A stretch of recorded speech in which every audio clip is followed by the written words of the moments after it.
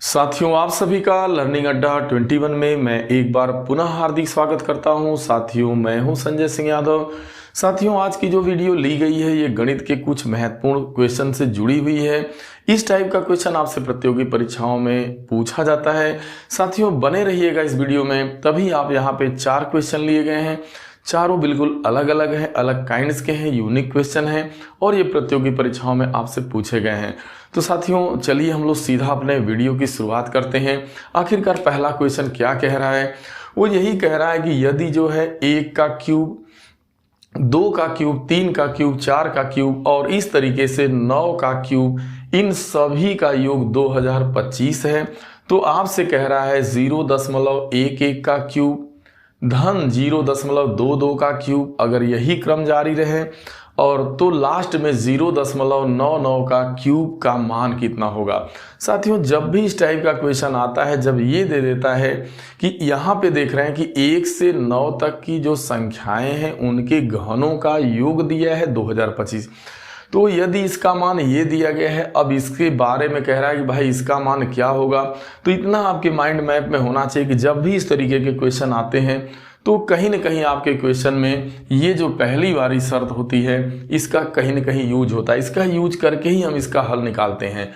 तो यहाँ पर आप देख रहे हैं कि यदि दिया हुआ है 1 का क्यूब, 2 का क्यूब, 3 का क्यूब, 4 का, 5 का, 6 का, 9 का क्यूब 2025 दिया हुआ है और आगे आपसे कह रहा है कि भाई 0.11 का क्यूब धन 0.22 का क्यूब और धन 0.33 का क्यूब और इस तरीके से कह रहा है लास्ट में 0.99 के क्यूब का मान कितना होगा, यही आपसे पूछा जा रहा है। जब तो आपको क्या करना है, दरअसल पूरी हम इसको हम इस तरीके का इसको हम जो है सरल करते हैं, इस टाइप में इसको हम लिखने का प्रयास करते हैं जिसके द्वारा कहीं ना कहीं जो पहला वाला मान दिया गया है यहाँ पे 1 से 9 तक की जो संख्याओं का गहन दिया गया है, हम इसका जो है यूज कर पाएं, इसके सहारे इसको लगा पाएं।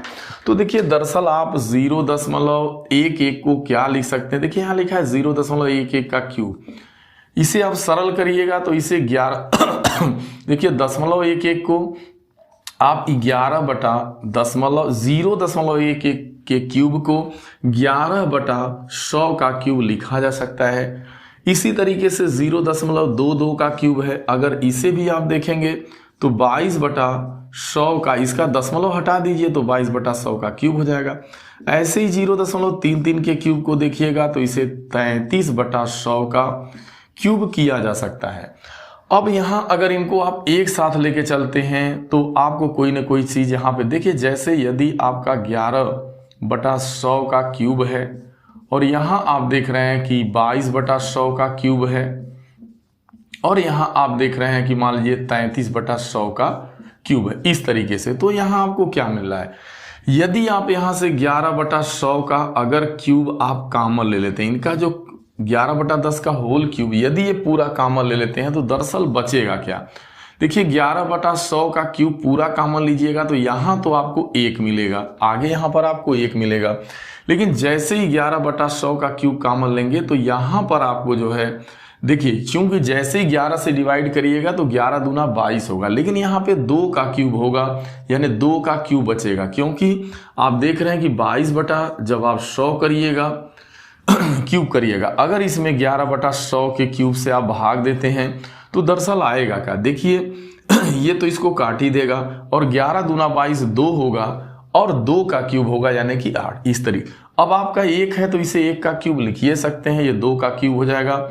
इस तरीके से आगे 3 का क्यूब होगा, जो लास्ट में आपका है 0.99 जो 0.99 का क्यूब है इसे आप 99/100 का क्यूब लिख सकते हैं। तो जैसे ही इसमें अगर 11/100 कॉमन लीजिएगा तो 11 9 99 यानी 9 का क्यूब यहाँ भी बचेगा। तो अब आप पूरा क्वेश्चन को समझ पाए होंगे, बस आपको कुछ करना नहीं था यहाँ पे आपको बस काम क्या करना था, यहाँ पे इसे आप 11/100 का क्यूब लिख सकते थे, इसे 22/100 का क्यूब लिख सकते थे आप, इसे 33/100 का क्यूब लिखा जाएगा और इसे जो है आपका लास्ट में 99/100 का क्यूब लिखा जाएगा। अब दरअसल होगा क्या, यदि आप 11/100 का क्यूब कॉमन ले लेते हैं तो आपको मिलेगा क्या, 1 का क्यूब यहाँ से मिलेगा, यहाँ से 2 का क्यूब, यहाँ से 3 का क्यूब, इस तरीके से आपका यहाँ से 9 का क्यूब मिलेगा, आपको मिलेगा। अब देख रहे हैं 11 का क्यूब करिएगा तो 1331 आता है। 100 का 3 बार गुणा करिएगा तो आपका 100 है तो आपका 10 लाख हो जाएगा, यानी 2 2 4 2 6 0 हो जाएगा। और गुणे, अब आप देख रहे हैं कि 1 से लेकर 9 तक की संख्याओं के क्यूब का मान दिया गया है, वो है आपका 2025।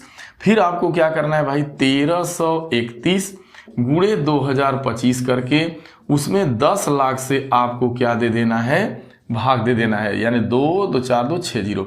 अब जैसे ही आप 1331 में 2025 से गुणा करिएगा तो आता है 269, यानी 269 और आपका आएगा 26 देखिए इसका मैंने यहाँ पे गुणा पहले से ही कर रखा है, 26 95 275 आएगा, यानी 26 95 275 में जैसे ही आप 10 लाख से भागा लगाइएगा 6 0 से तो आपका 0.6 स्थान पे लगेगा, 1 2 3 4 5 6, यानी इसका मान हो जाएगा 2.695 ये माना है। और आप आंसर में देख रहे हैं कि यहाँ पे आपका 2.695 दिया गया है, यानी 2.695 इसका संपूर्ण हल माना जाएगा। तो यहाँ बहुत आसान होता है, इस टाइप के क्वेश्चन में थोड़ी टेक्निक्स होती है और उस टेक्निक्स का यहाँ पे इसका हमेशा जो दिया रहता है उसका इस्तेमाल करते हुए हम उसे कैसे सिंप्लीफाई करें, यही हमें ढूंढने की ज़रूरत होती है। चलिए हम लोग नेक्स्ट क्वेश्चन की तरफ बढ़ते हैं। जो अगला आपका क्वेश्चन लिया गया है वो कुछ इस प्रकार से है। वो यहाँ पर ये बोला जा रहा है कि भाई कह रहा है कि -1 की घाते, यहाँ पे 1 दिया गया है, धन -1 की घाते 2 हो जा रही है। इसी प्रकार -1 की घाते 3 है और ये क्रम जारी है। और लास्ट में कह रहा है कि -1 की घात 98, धन -1 की घात 99 है, तो इसका मान बताना है। देखिए ये बहुत आसान है, आपको पता है कि जब कोई संख्या ऋण निगेटिव होती है, यानी यहाँ -1 है, यह एक ऋणात्मक संख्या है, तो जब इसकी आप जानते हैं कि यदि समघात होती है, जैसे इसकी अगर -1 की घात 1 करिएगा तो इसका आंसर -1 ही आएगा। अगर -1 का पावर 2 करिएगा तो इसका मान क्या आ जाएगा, +1 आएगा, क्योंकि -1 का गुणा -1 में करिएगा तो +1। तो समघात जहाँ पे होगी प्लस आएगा और माइनस घात जहाँ पे होगी वो समघात होने पर प्लस आएगा और विषम घात होने, जैसे मान लीजिए -1 का घात यहाँ 3 होगा तो इसका मान -1 हो जाएगा। तो कहने का मतलब जहाँ जहाँ समघात होगी वहाँ पे हमेशा उसका मान धन में आएगा और जहाँ विषम पावर -1 का लगा होगा वहाँ पे, जैसे देखिए -1 की घाते -1 है, यहाँ -1 की 1 घात लगी है, विषम घात है तो इसका मान ऋण 1 आ जाएगा। यहाँ ऋण 1 की 2 घात लगी है, समघात है तो इसका मान +1। तो समघात और विषम, अब देखिए यहाँ विषम है, -1 की घात 3 है तो इसका मान -1। इसी तरीके से जारी रहेगा। लास्ट में देख रहे हैं कि -1 की घात 98 है तो ये समघात है और लास्ट में कह रहा है कि -1 की घात 99।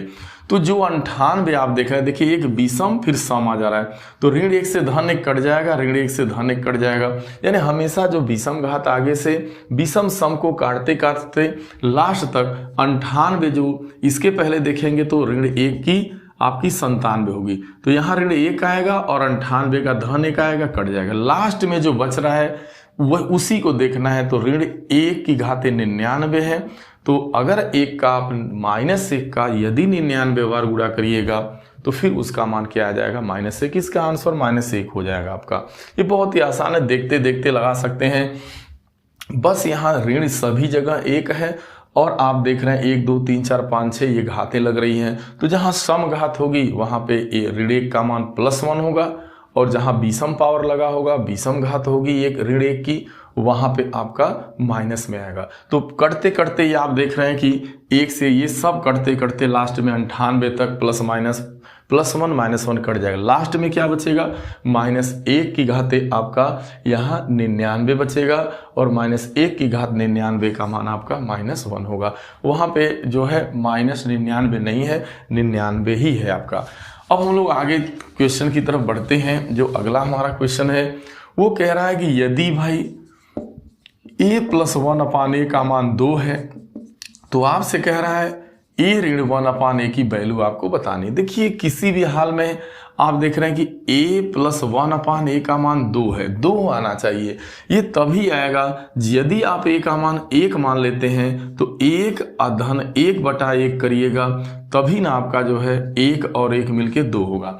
अगर यहाँ पे जैसे a का मान अगर आप यदि मान लीजिए कि 2 मान लेते हैं, तो जैसे ही आप यहाँ 2 लिखेंगे, 2 धन 1/2 करेंगे तो 2 दूना 4 1 5/2, 2 आ ही नहीं सकता। तो हर हाल में a का मान 1 मानने से ही जो है आपका 2 है, क्योंकि कोई यहाँ पे संख्या लेना है और फिर उसके व्युत्क्रम का योग करना है और उसका मान 2 आना चाहिए। तो वो संख्या क्या आपकी होगी? 1 ही तो होगा। अगर 1 में 1 + 1/1 करिएगा तो इसे 1 + 1 लिखा जाएगा और 1 + 1 मिल करके आपका 2 होगा। इसके अलावा आपका कोई यहाँ पे संख्या नहीं बनेगी। तो इस तरीके से आप a का मान निकाल चुके कि भाई a का मान आपका क्या आ रहा है, यहाँ पे 1 आ रहा है। तो अगर a का मान 1 हो गया तो यहाँ पे कह रहा है कि a ऋण 1/a का मान पूछ रहा है, तो फिर यहाँ पे आप लिखेंगे 1 ऋण 1/1। इसके मान को बैठाइएगा तो 1 करिएगा और ऋण 1 में 1 से भागा देंगे तो 1 आएगा और 1 में से 1 जाएगा तो कितना आएगा भाई? 0। तो इसका मान क्या आ जाएगा? 0 आ जाएगा।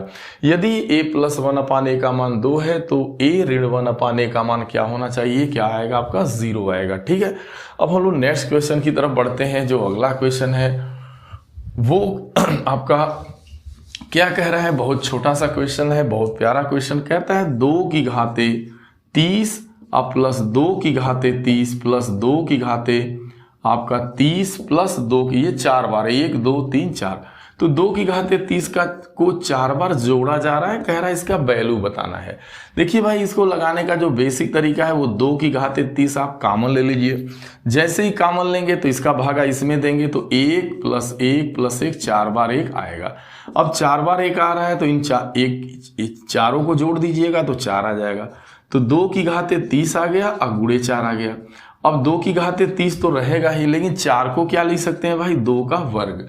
अब ये 2 का वर्ग हो गया। देखिए गुणा किया जा रहा, आधार समान है, आधार दोनों का 2 2 है, गुणा किया जा रहा है, घातें आपस में क्या करती हैं? जुड़ जाती हैं। तो 30 में 2 जुड़ जाएगा तो 2 की घाते 32 हो जाएगा और आप देख पा रहे हैं कि 2 की घाते 32 इसका सही आंसर होगा। ये बहुत ही मौखिक है भाई। 2 की घाते 30 बाहर करिए और यहाँ से 4 बार 1 आएगा, यानी जोड़िएगा तो 1 1 1 4 1 मिलके 4 हो जाएगा। 4 को दरअसल 2 का वर्ग लिख सकते हैं और 2 की घात 30 है, ये घातें जुड़ जाएंगी, 2 की घाते 32 हो जाएगा। तो यहाँ पर जो साथियों क्वेश्चन आपके चारों लिए गए थे ये सभी जो है एकदम बिल्कुल तर्क पे आधारित थे, लॉजिक पे आधारित थे। और साथियों इस टाइप का आपसे क्वेश्चन पूछा भी जाता है। कभी भी इस टाइप के क्वेश्चन आए तो इन चीज़ों का आप इस टाइप से आप जो है, जैसे पहला वाले क्वेश्चन में आपको तर्क करना होगा। यदि जो ये मान दिया गया है यानी ऊपर वाली शर्त का पूरा यानी इसका यूज करके ही आप इसका आंसर बता पाते हैं, क्योंकि ये इसीलिए दिया गया होता है कि आपका इसको इस तरीके से सिंप्लीफाई करिए कि उसका यूज उसके अंदर प्रयोग आप कर पाओ। साथियों मैं उम्मीद करता हूँ कि ये वीडियो आप सभी को जरूर पसंद आएगी। साथियों यदि ये वीडियो आपको अच्छी लगे तो इसे शेयर जरूर करिएगा, चैनल को लाइक सब्सक्राइब करिएगा। मिलते हैं हम लोग अगली वीडियो में, तब तक के लिए आप सभी को ढेर सारी शुभकामनाएं। Thank you so much.